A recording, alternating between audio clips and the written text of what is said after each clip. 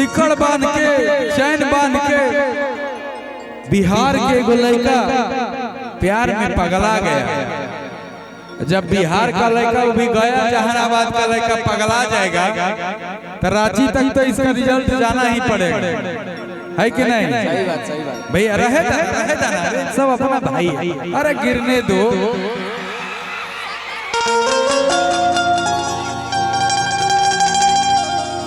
लड़का पगला गया। हाँ देखा ही कौन फरमाइश है? गाँव में पगला गई बा, प्यार में पगला गया, ऐसे नहीं पगलाता है कोई। बाहर में पगला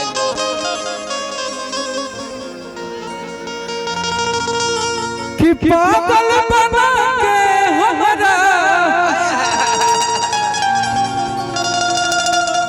कि पागल बना के हमरा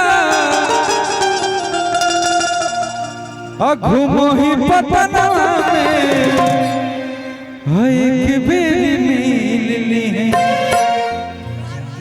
एक बेर मिल ली है रांची पागल खाना में, एक बेर मिल ली है।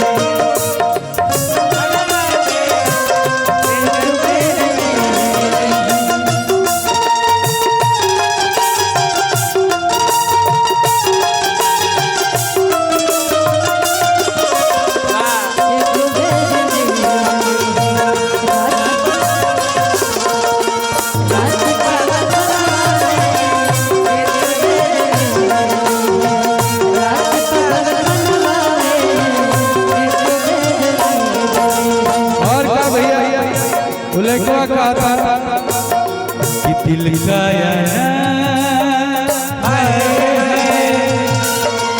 दिल का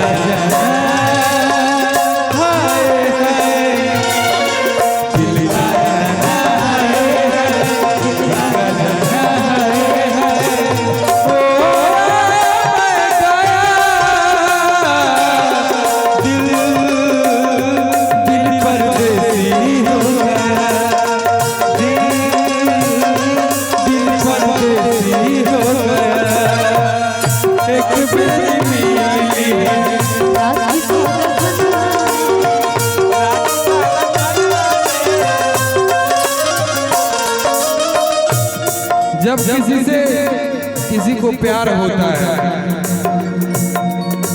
क्या मैं पूछूं तुमसे,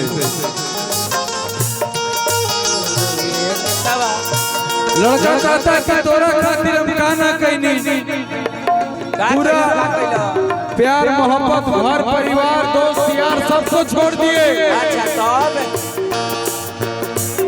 लेकिन तुम तो बेवफा निकली रही। धोखेबाज कैसे कहता भैया? कैसे कहता रे? घर परिवार से यार रिश्तेदार से तोरा खातिर टूट गया नाता, तोरा खातिर टूट गया, तोरा खातिर टूट गया।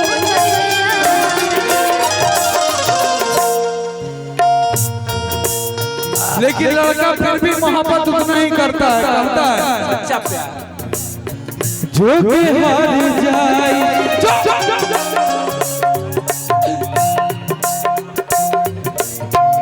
जो के हार जाए देही दुहाई, खुश रखो विधाता, खुश रखो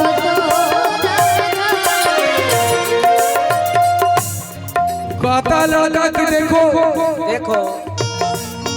तुम जा रही हो, लेकिन याद तो हम ही आएंगे, भले अपने पियवा के पास जा रही हो, लेकिन याद तो हम ही आएंगे।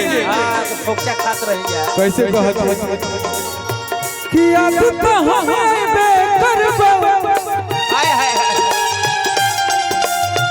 याद तो हम रतिया सपना एक बेर मिली, एक बेर मिली रांची पागल